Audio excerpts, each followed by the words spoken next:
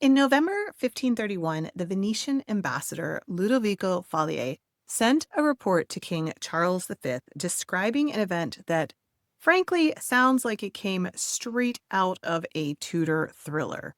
He says, more than 7 weeks ago, a mob from 7,000 to 8,000 women of London went out of the town to seize Boleyn's daughter, the sweetheart of the King of England, who was supping at a villa on the river, the king not being with her, and having received notice of this, she escaped by crossing the river in a boat.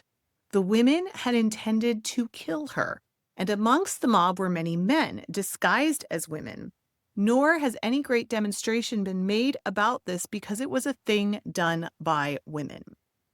This wasn't just gossip, this was political violence, and it targeted a woman many already saw as England's queen in waiting. So what would drive thousands of women and some men disguised as women to try to kill Anne Boleyn? That's what we're going to talk about today.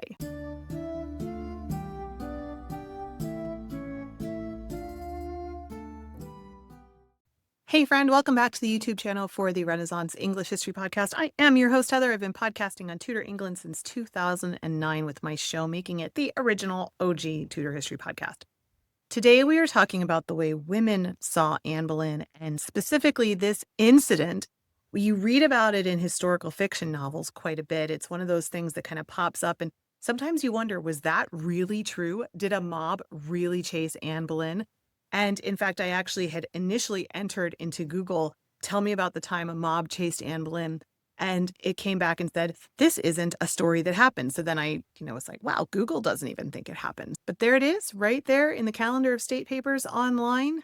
Stick a link down below. The letter from the Venetian ambassador Ludovico Falier. So to understand why the fury was aimed at Anne Boleyn, we have to first look at the woman that she was replacing, Queen Catherine of Aragon.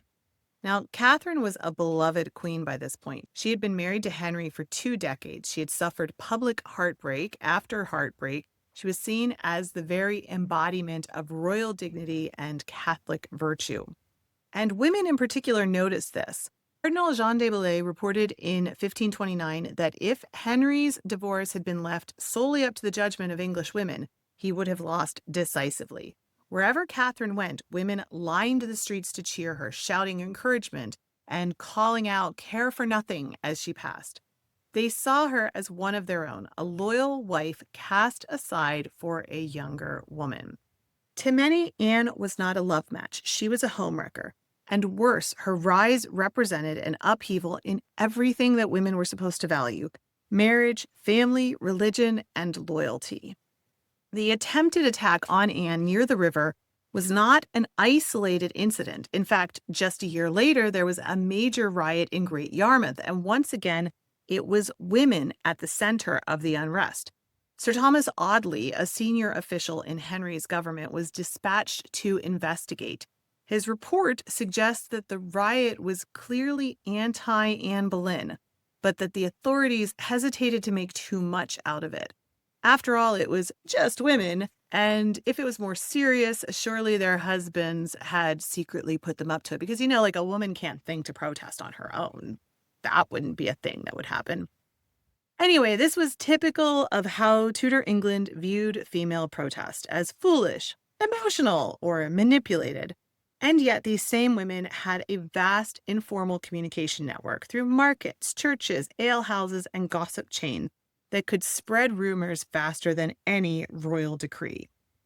Anne wasn't just facing resistance at court. She was being targeted by a grassroots movement with sharp tongues and sometimes sharpened knives. Before we dive into what might be the most unsettling part of this whole story, just a super quick reminder, we are 99 days away from TudorCon. And the online tickets are available right now. If you love history, drama, intrigue, and let's face it, if you're watching this video, you definitely do. You totally want to be there. 3 days of Tudor goodness. And right now you can save $15 off your online ticket with the early bird coupon. Just use the code EARLYBIRD when you check out.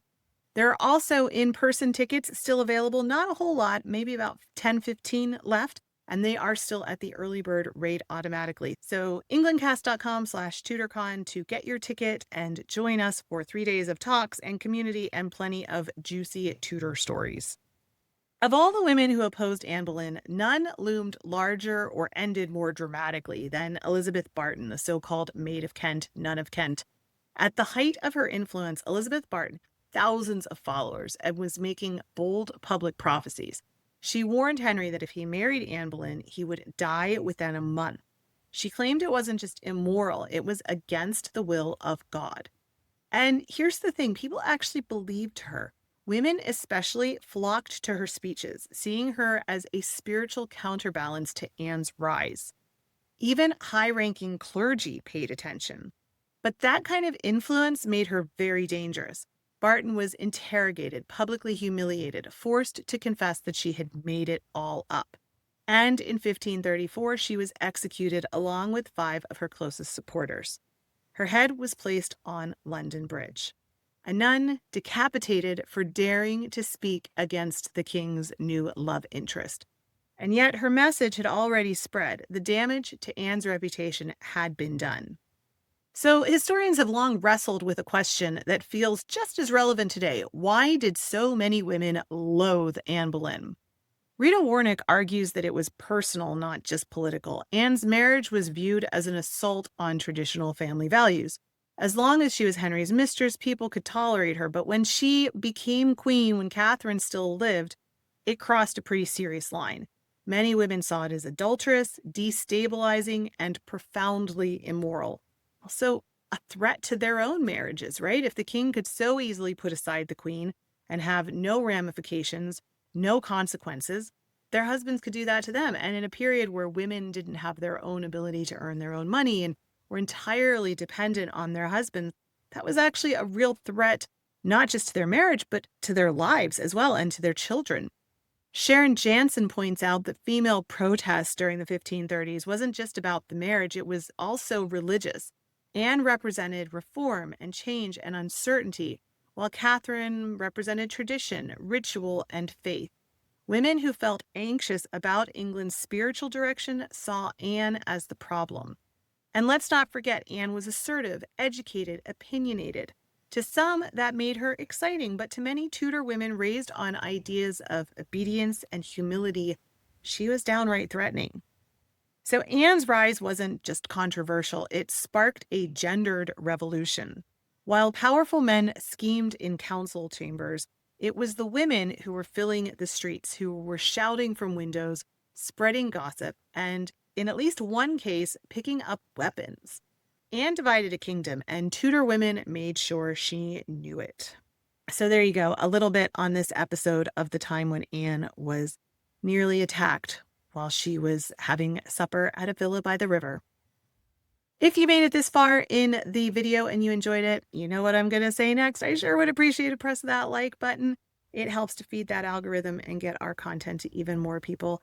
I hope I earned your subscription to my channel where I put out content like this on the regular. If you want to keep diving into Anne Boleyn content, here is a video on Henry's love letters to Anne and what they show about their relationship. Here's a video YouTube thinks you'll enjoy. Thanks so much for being here, friend. Remember, you are deeply loved. I am so glad I share this planet with you. You make the planet a better place, and I'm glad we share it with each other. I will be back very soon. In the meantime, don't forget to drink your water. All right, bye-bye, friend.